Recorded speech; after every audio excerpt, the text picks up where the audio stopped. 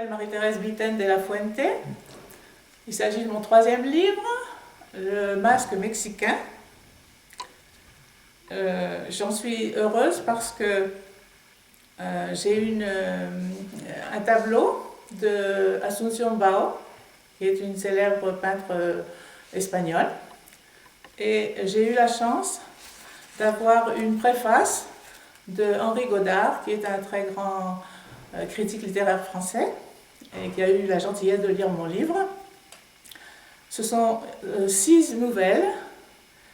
Elles sont le masque mexicain. Vous voyez tout de suite qu'il s'agit d'une influence hispanique, puisque j'habite en Espagne depuis très longtemps, et que parmi les nouvelles, donc l'une s'appelle le masque mexicain, il y en a une autre qui s'appelle Monsieur Juan. On a voulu garder le nom espagnol. Donc j'ai été très influencée par le monde espagnol, puisque je vis en Espagne depuis très très longtemps et que j'ai été professeure au lycée français de Madrid. Et les autres nouvelles, les premières sont inspirées de mon enfance, parce que même si j'ai vécu en Espagne, je suis une Normande qui est partie bien sûr, et mon enfance a été marquée par un drame. La mort de ma mère. Ma mère a été la première victime civile de Rouen. Elle est morte à 24 ans, en laissant 2 jumelles de 9 mois, dont ma sœur et moi.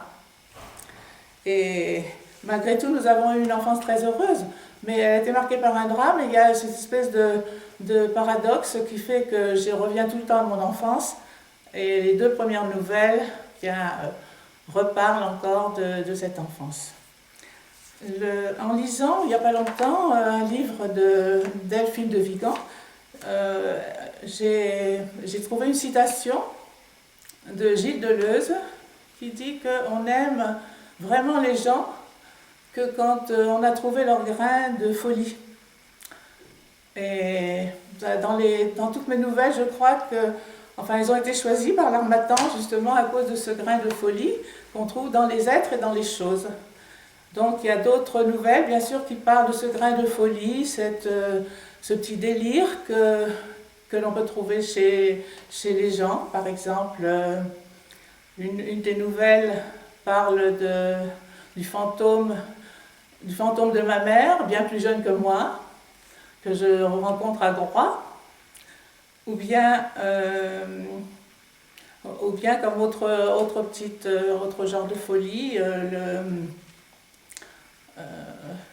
des objets aussi qui peuvent être tout d'un coup animés de cette espèce de délire. Voilà. Alors tout simplement, on aime vraiment les gens quand on a trouvé ce grain de folie. Et c'est ce que j'aimerais que mes lecteurs découvrent dans cette lecture.